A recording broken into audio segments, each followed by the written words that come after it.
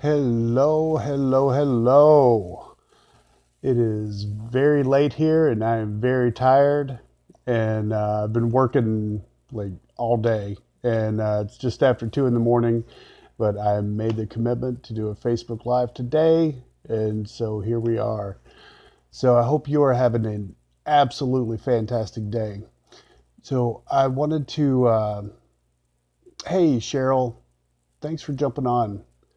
I wanted to share something. You saw the name of the live stream is "Don't Be Afraid of What Scares You," and there are a couple of things that have happened in the last couple of days. Kind of things have come together, and one of them is I've been working on a program that's going to be like a series about men and women and relationships and working with a fantastic therapist who's kind of the co-host of the show, and and we've been talking about like the first video we recorded in this series that we're going to make available to you guys. Probably in a couple of weeks or whenever we get it out to you. The first time we started talking, the content of what came out was just amazing. It blew us both away. We both had so much to share and so much to teach. And like I'm really excited for when we launch that, and we're probably going to turn it into a podcast. And so like I'm really excited for that work. The professional chemistry between us was just amazing. And the and as we were talking about what we're going to do next and like the next phase of the work, there were a couple of things that I wanted to clear up between she and I personally. And part of it is I am really attracted to her, and she's just a fantastically amazing woman, and she's done so much work. She comes in a really clean way, and she owns her own stuff, and she's vulnerable, so she shares when anything's going on emotionally, and it's fantastic to be around her. And hey Janine, thanks for jumping on. And so while we're working on this project together, the I'm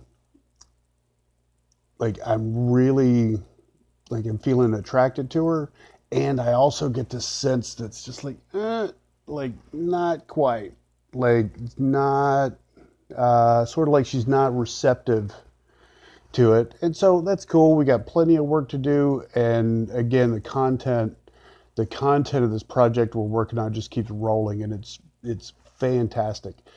And so before we start the next phase of this work, the I wanted to share yesterday morning. Yeah, yesterday morning, as I was in that place between awake and asleep, I'm having a dream where she and I are talking, and it's a long conversation. And and there were some in that dream there were some really tough spots for both of us, and the and inside I was she in the dream she wanted me to do something, and it was something like I'm not a big techie, and there was something in promoting the workshop that she wanted me to do, and I didn't know how to do it, and I got triggered, and it was like that the broken little boy inside of me just felt like he was worthless and never should have been there in the first place, and I started to shut down. And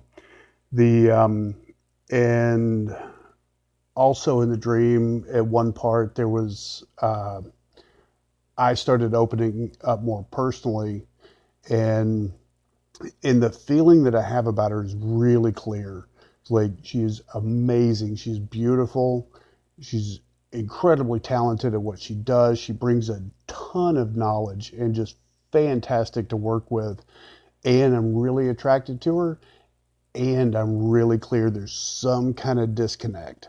It's like something's like the keys and tumblers, locks and tumblers aren't quite lining up in terms of a romantic connection.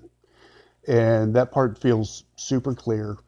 And the and like in terms of just a person to person connection, I'm crazy about her. I think the world of her in so many ways.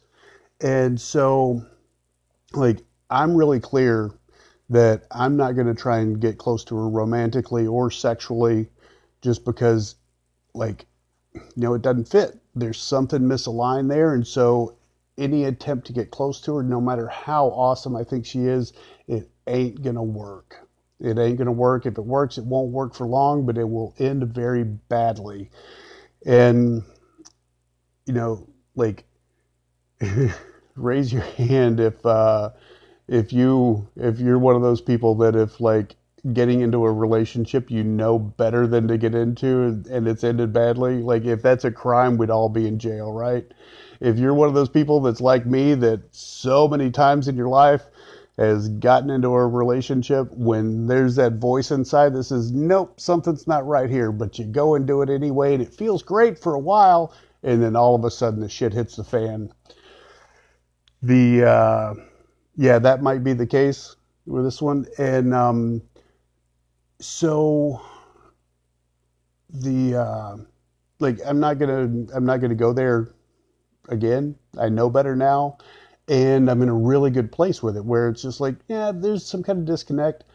I can feel the attraction, feel that energy inside, like feel that really good juiciness that comes up, and be very clear that it's like, here's a line, and I'm not going to cross this line. And so what I said to her, and it's brought up a whole bunch of stuff for both of us. What I said to her is like I don't want you to misconstrue what I'm saying as like trying to get romantic to you, trying to get romantic with you, and don't misconstrue it as I'm like trying to be sexual with you, because that's not what it is. Like I'm really clear that that's not on the table. That's not what's going on.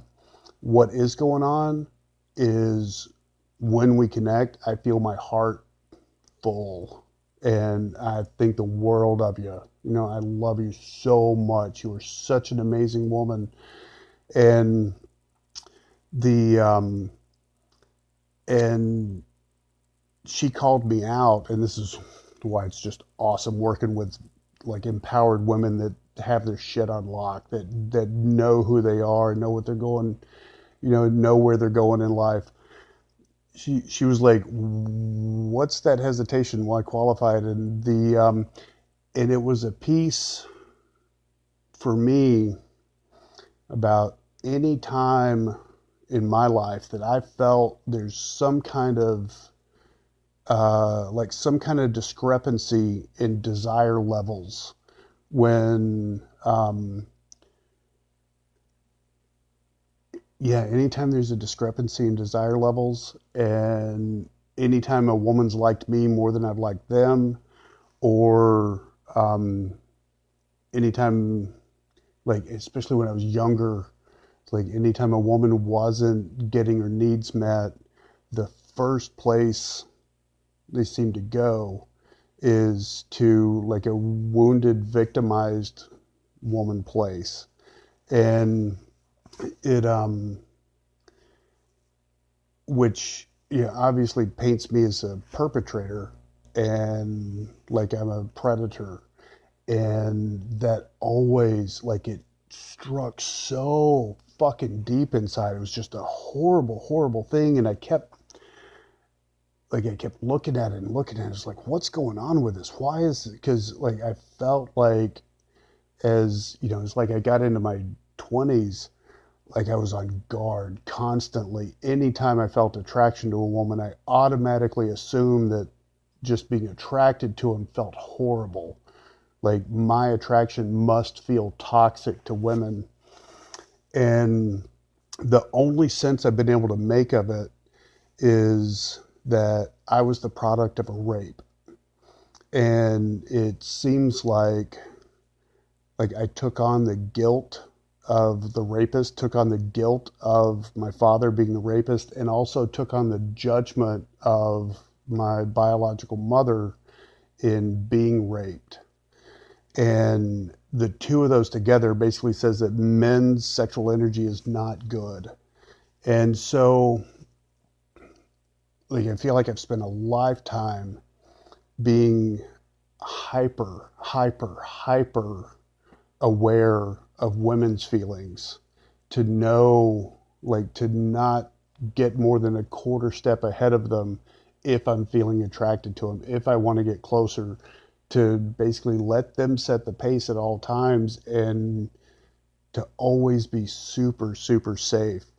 And so this thing about the predator thing feels like it was, it always felt like a curse my whole life. And because I stayed open to it and like learned to work with it, took the gifts that came from it, like I've developed an incredible sensitivity, and now it feels like an intuitive thing, but although it's, very conscious of what's going on, an incredible sensitivity to what's going on with women. And the and so it's like, even though the hurt inside feels like just like one of those places where I'd just rather die than feel that feeling. But in staying with it and working with it and approaching it, like approaching what I'm scared of with a very open heart, and with my awareness, like in full awareness, and also taking full responsibility for everything I do. In doing that,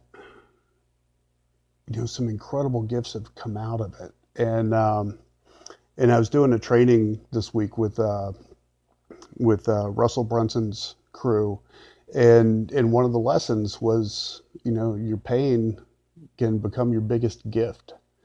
And that's true. That if